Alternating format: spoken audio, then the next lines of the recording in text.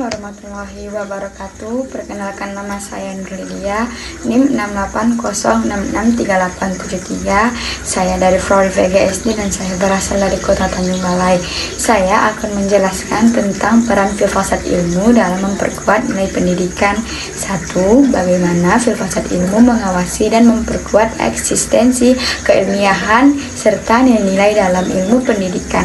Menurut saya, filsafat ilmu itu jadi dasar dan aturan utama buat ilmu pendidikan. Dia mengawasi supaya ilmu ini benar-benar sah, ada sebagai ilmu, bukan sekedar pendapat biasa. Dia menjamin kalau ilmu pendidikan ini dibangun dengan cara yang benar, beraturan, dan jelas dasarnya. Selain itu, filsafat ilmu juga menjaga supaya ilmu ini tetap memegang nilai kebenaran, kebaikan, dan manfaat. Jadi, dengan adanya filsafat ini, posisi pendidikan makin kokoh, jelas keilmuannya, dan tetap bernilai positif. 2. Bagaimana pendidikan bermakna bernilai turut memperkuat perkembangan ilmu filsafat. Kalau menurut saya, pandangan saya, hubungan kedua itu timbal balik, saling menguatkan. Kalau filsafat saling memberi arahan, maka pendidikan yang bermutu jadi tempat buat menguji apakah pemikiran filsafat itu benar dan cocok dipakai. Saat pendidikan berjalan dengan baik dan memberi manfaat, berarti isi filsafat ilmu itu terbuktikan berguna.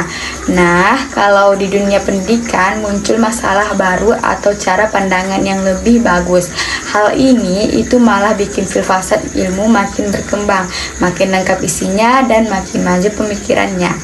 3. Bagaimana filsafat ilmu dapat disebut sebagai pisau analisis atau ontologi, epistemologi, dan aksiologi dalam membedah persoalan-persoalan pendidikan.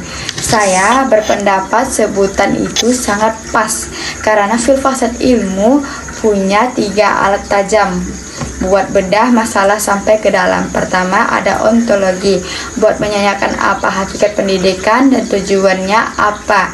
Kedua, ada epistemologi, buat meneliti bagaimana cara dapat dan sampaikan ilmu yang benar. Ketiga, ada aksiologi, buat cara melihat apa gunanya, apakah bernilai buruk dan bernilai baik. Jadi masalah pendidikan jadi terurai, jelas ketahuannya, inti dan solusinya, maka disebut pisau analisis. 4. Contoh konkret penerapan ilmu filsafat dan praktik pendidikan.